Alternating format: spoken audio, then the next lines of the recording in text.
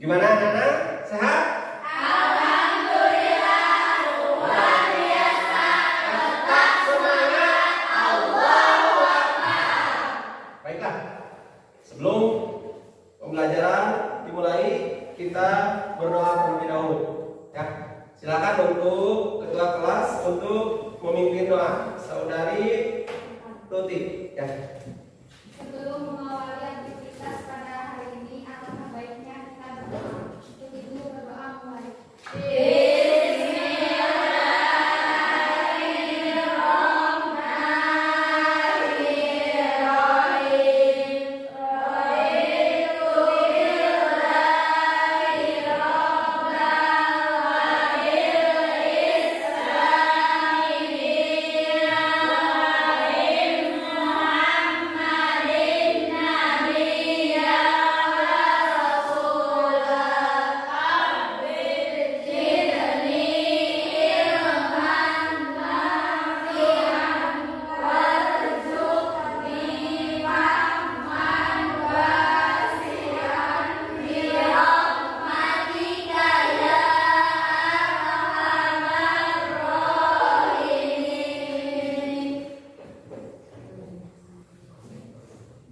Terima kasih. Baiklah anak-anak semua, mudah-mudahan doa kita dijawab oleh Allah. Kita senantiasa dirahmati oleh Allah. Ada hadis an-nadhafatu minal iman, ya, kebersihan sebagai daripada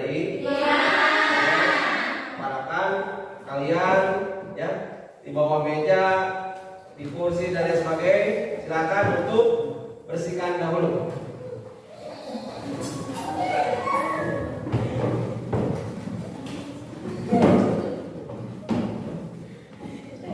Silakan ya. Rapikan bajunya ya, rapikan pakaian kalian.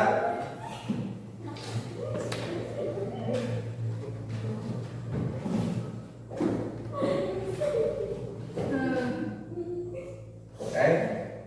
Sebelum dimulai, Bapak akan absen dulu ya untuk pembelajaran kali ini.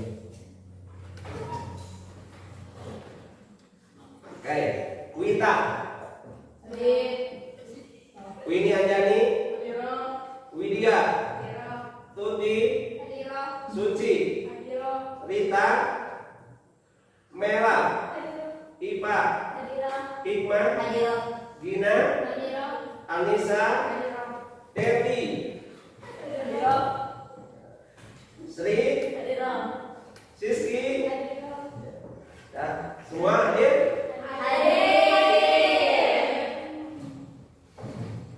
Alhamdulillah semua hadir ya. Nah sekalian, biasa kita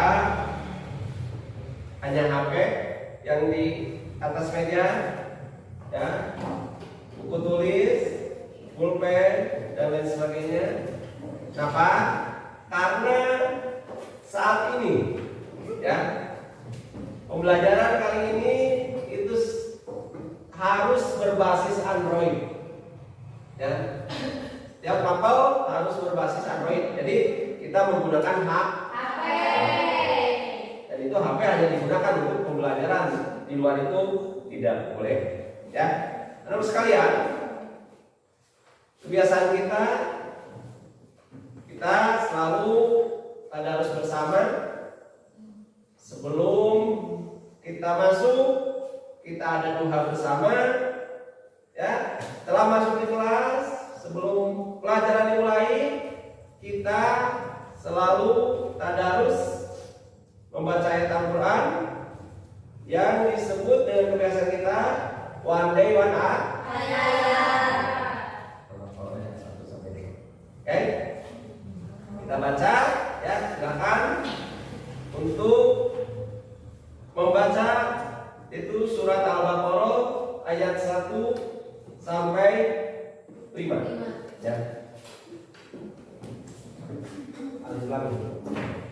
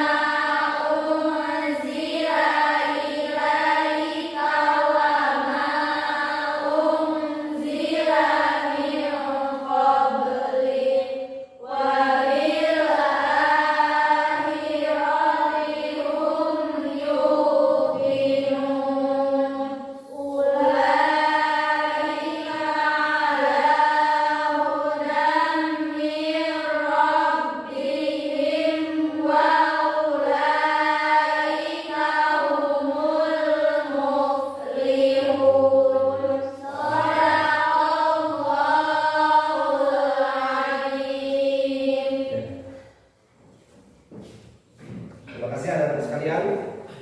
Ya, kebiasaan kita ya, itu seperti itu. Anak sekalian, kita ingat waliullah Syekh Abdul Qadir Jailani ya, yang berkata bahwa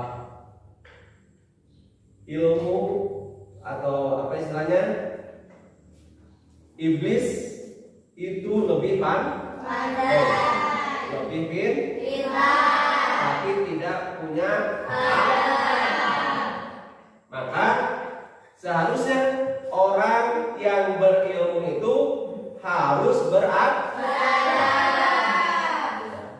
Perhatian ini, orang yang berilmu harus punya adab atau tata krama ataupun sopan santun. Nah sekalian, Bapak ingatkan dulu, kita telah mempelajari tentang PAI ini pada minggu sebelumnya, yaitu tentang pengurusan jenazah. Di bab 3 itu pengurusan jenazah. Sekarang kita mau ke bab selanjutnya ya. Tuh. Coba masih ingat kemarin tentang pengurusan jenazah itu apa saja? Mandikan, mentangani, menyelamkan dan mengubur. Coba ada yang masih ingat kemarin ya, bertugaskan apa yang didapat kira-kira ya dari pelajaran yang kemarin. Silakan. Nama yang saya dapatkan dari materi pengurusan jenazah, Bismillahirrahmanirrahim, kullu nafsin dha'iqatul maut. Setiap yang bernyawa pasti mati. Hidup harus saling menghargai, menolong sesama, karena pengurusan jenazah tidak dilakukan oleh mandiri. Iya, ya. Jadi itu yang diambil hikmahnya dari kemarin itu, bahwa kita itu akan hidup, ya. Ada apa? Bukan akan hidup. Kita itu akan mati. Kehidupan kita akan berakhir. Kehidupan kita itu akan berakhir. Ya, makanya dari pengalaman kemarin, hidup kita akan berakhir dengan kematian, maka kita harus sadari. Ya, terus. Oke.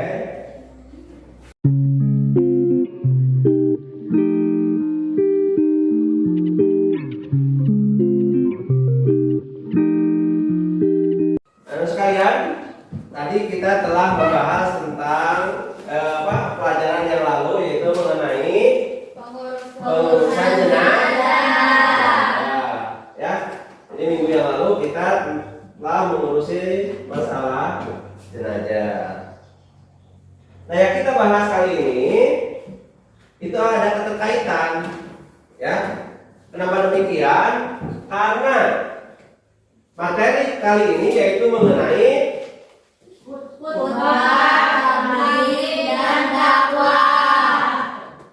Itu dari materi saling nasihat menasehati dalam Islam. Jadi saling nasihat menasehati dalam Islam itu isinya ada khutbah, ada tabligh, dan ada dakwah. Oke, coba kalian perhatikan video sumber belajar ya. Yang akan Bapak tampilkan di monitor. Silakan kalian simak ya, simak. Nanti apa intinya?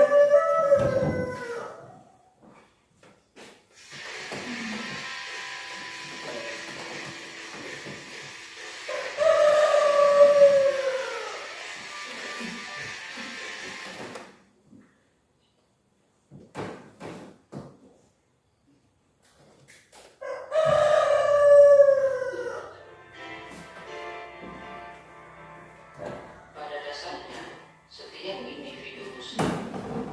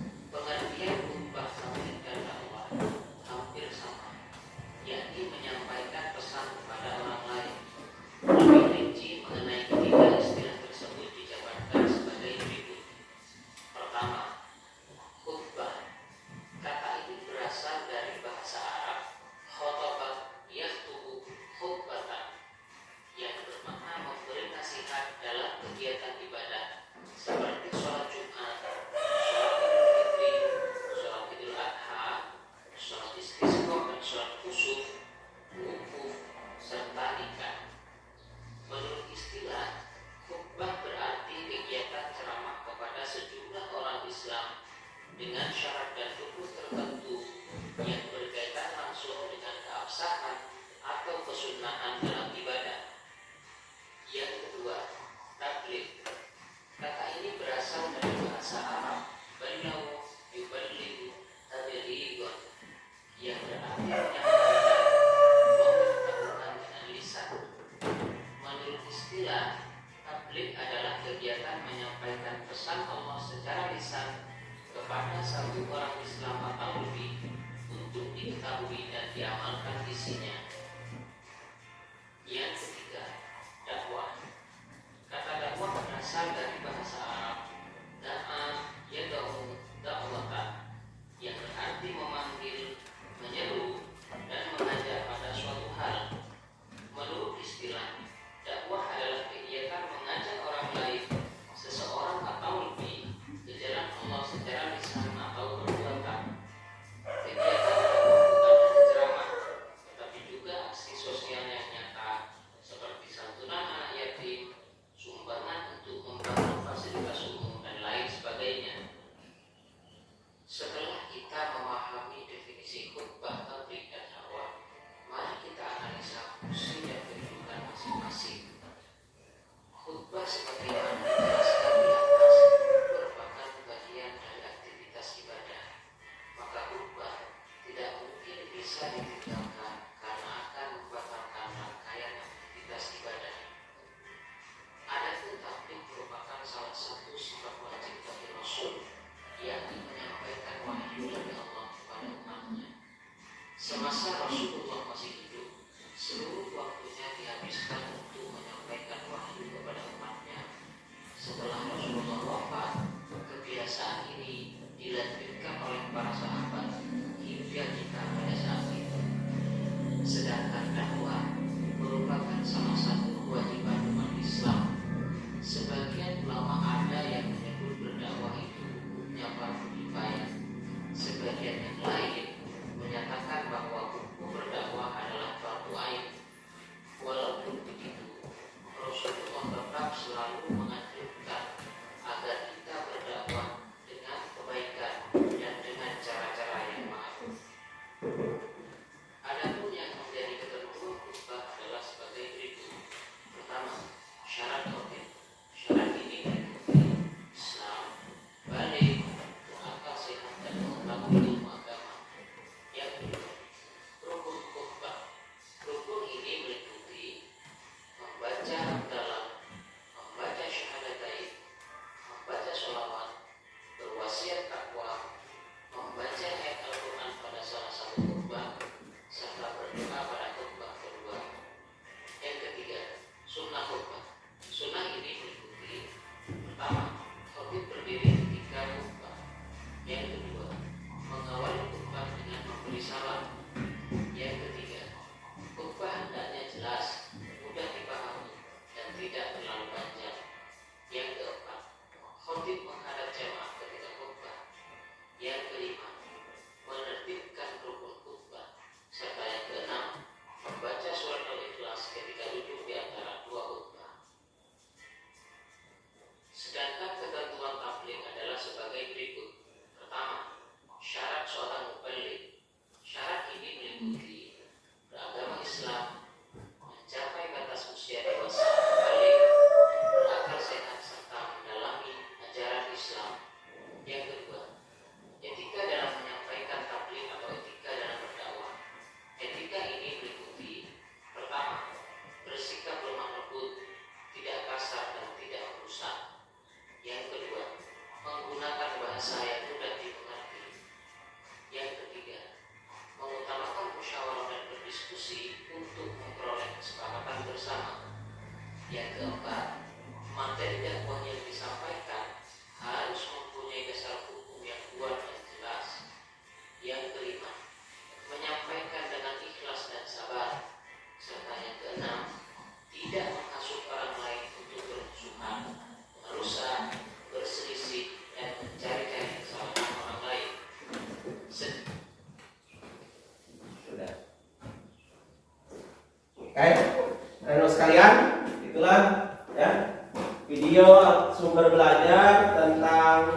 khutbah, tabligh dan dakwah.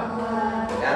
Coba Bapak ingin tahu dulu ya apa yang telah kalian simak pada video tersebut.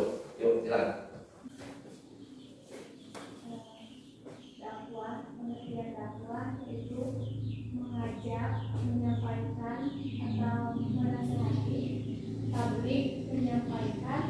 Dakwah, pengertian dakwah yaitu mengajak, menyampaikan atau menasihati.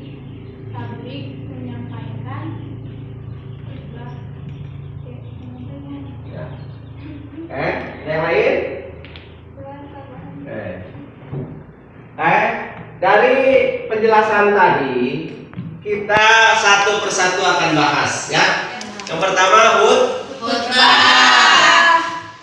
khutbah dari bahasa Arab ya. Kata dasarnya dari kata khotobah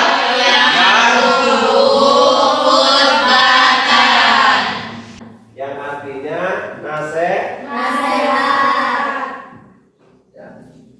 memberi nasihat dalam kegiatan ibadah. Itu mengenai khutbah secara bahasa.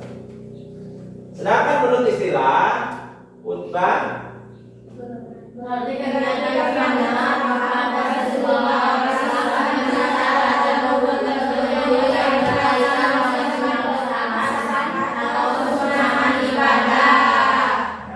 coba diulang, Siski. Menurut istilah khutbah berarti kegiatan ceramah kepada sejumlah orang Islam dengan syarat dan rukun tertentu yang berkaitan langsung dengan keabsahan atau kesunahan ibadah. Oke, ya. Itu. Yang berikutnya, ya. Dari kata ini ada kesamaan. Ya. Ada kesamaan, ya. Kesamaan kata dasar bahasanya, ya. Kalau ini memberi nasihat, khotbah yang khutbah, ya. Kalau tabligh itu dari kalimat balagho yuballighu tabligha. Atau kita ini dulu aja. Kita satu persatu saja dulu. Ya. Ini dari ketentuan khutbah. Atau mana? Kalau. Terus. Ya. Pentingnya khutbah. Ya. Coba, pentingnya khutbah apa? Yang ke satu. seorang khotib harus memahami akidah yang sangat benar. Coba Tuti. Yang kedua. Seorang khotib harus memahami Vicky. Coba Anita. Seorang khotib. Seorang khatib harus memperhatikan keadaan masyarakat. Nah, yang berikutnya Widya. Seorang khatib sepantasnya juga seorang yang salih. Nah, ya. Ini hal-hal yang harus dimiliki oleh seorang Jadi khotbah yang tubuh khutbatan bahwa khotibun. Nah, jadi yang melakukan khutbah itu disebut harus mempunyai ini. Ya. Harus memahami ini.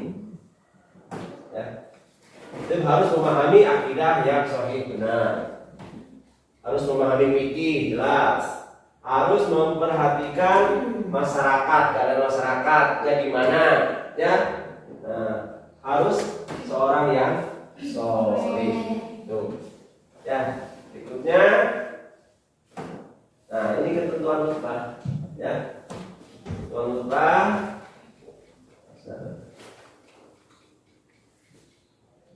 Nah, ini ada syaratnya. Syarat khotib. Yang pertama, khotib itu harus